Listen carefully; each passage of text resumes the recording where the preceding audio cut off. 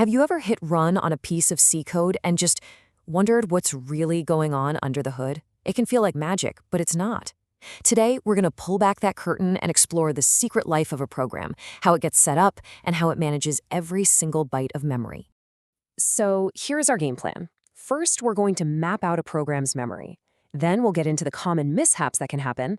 After that, we'll talk about how you can control a variable's lifecycle, get a handle on C's core tools, and finally, wrap up with why all of this is so incredibly important. All right, let's dive right in. The best way to understand a program's memory is to stop thinking of it as just a bunch of numbers. Instead, let's imagine it's a bustling city, a city with different districts, each one with its own job and its own set of rules. I mean, think about it. You write your code, you compile it, you run it, and somehow it just works. But what's the secret sauce? How does the operating system take a simple text file and turn it into a living, breathing process? Well, that's exactly the question we're going to answer. And here is the answer. This right here is the architectural blueprint. It's the map to our city. Notice how it's all laid out, starting with low memory addresses down at the bottom and going all the way up to the high addresses at the top. So let's take a tour, district by district. So here's the quick overview of the main districts. We've got the text segment, which is kind of like the city's main library. Then there are the data and BSS segments. Think of these as warehouses. The heap is our wide open construction zone. And the stack, that's like super fast temporary office space. First up, the text segment. This is where your actual compiled machine code lives. And the most important thing to know about this area is that it's read-only. And that's a critical safety feature, right? It stops your program from accidentally rewriting its own instructions while it's trying to run. Next up are the warehouses, the data and BSS segments. Now, they both store the same kind of variables, global and static ones, but there's one simple difference. The data segment is for variables that you give a starting value to. The BSS segment is for the ones you don't, and the system just helpfully starts them off at 0 for you. And this little piece of code shows it perfectly. See that global var init is set to 5? It has a value, so it's headed for the data segment.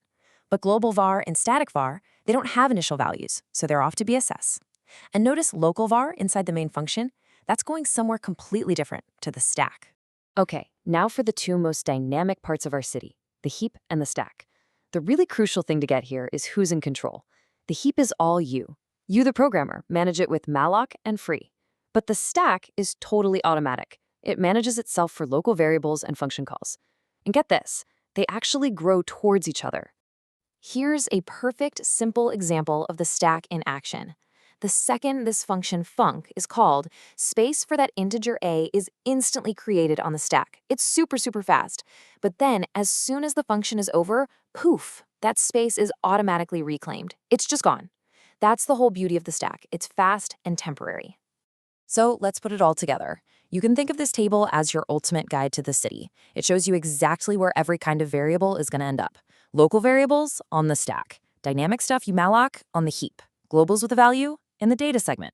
This is the fundamental logic of memory in C. Okay, so now that we know the layout of our city, it's time to talk about what happens when things go wrong. Let's look at some of those common urban problems, the memory errors that can really mess up our programs if we're not careful.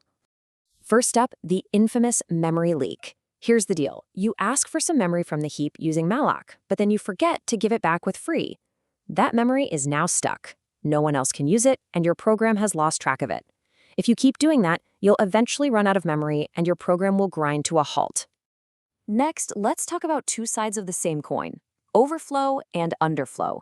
You know, every variable type is like a container of a fixed size. It has a maximum value it can hold and a minimum. Overflow is when you try to stuff too much in, and underflow is when you try to go below the minimum limit. But what happens when you do this can get a little wild. As you see here, with an unsigned integer, an overflow just wraps around, kind of like a car's odometer hitting its max and flipping back to 0.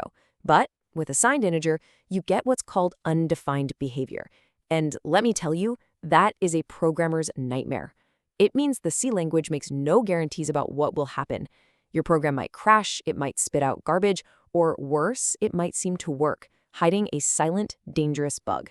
So how do we actually control all this? How can we tell our program where variables should live and for how long? While in C, we do this using something called storage classes. Think of them as these zoning laws for our program's data. Storage classes are basically just keywords you add to a variable's definition, and they control two really critical things. First is its scope, which is all about which parts of your code can actually see and use the variable. And second is its lifetime, which is simply how long that variable sticks around in memory. And this table here breaks it all down. For example, just look at the lifetime of an auto variable versus a static one. An auto variable, which is your normal, everyday local variable, is gone the second its function ends. But a static local variable, it actually sticks around for the entire time the program is running. This is perfect for something like a counter inside a function that needs to remember its value every time it's called. That's a huge difference in behavior. Okay, let's switch gears a little and do a rapid-fire look at 3 other core tools you'll be using all the time in C: the preprocessor, all the different operators, and typecasting. So, first up, the preprocessor. Any line you see that starts with a hash symbol, like #include, is an instruction that gets handled before your code is even compiled. Next are operators. These are the workhorses of C, doing everything from arithmetic and logic to bit-level magic. And finally, you've got typecasting, which is just you telling the compiler, hey, for this one operation, I need you to treat this variable as a different type. And typecasting comes in 2 flavors. There's implicit casting, which is when the compiler just does it for you automatically. Like if you add an integer to a float, it'll just promote the integer behind the scenes so the math works. But then there's explicit casting. That's where you're in the driver's seat, manually forcing a conversion. It gives you precise control, which is absolutely essential sometimes. So, we've toured the city, we've looked at the problems, we've reviewed the zoning laws. But why? Why does any of this technical stuff actually matter? Well, let's connect all these dots back to the main goal: writing better, more reliable software.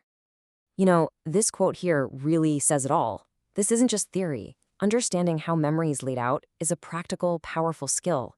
It's how you make your code faster. It's how you hunt down those truly baffling bugs. And it's how you prevent catastrophic errors like memory leaks and seg faults from happening in the first place. So what's the big takeaway? You have the blueprint now. You've seen the hidden structure that every single C program is built on. The question isn't really how it works anymore. The real question is, what are you going to build with this knowledge? Are you ready to stop just writing code and start being an architect?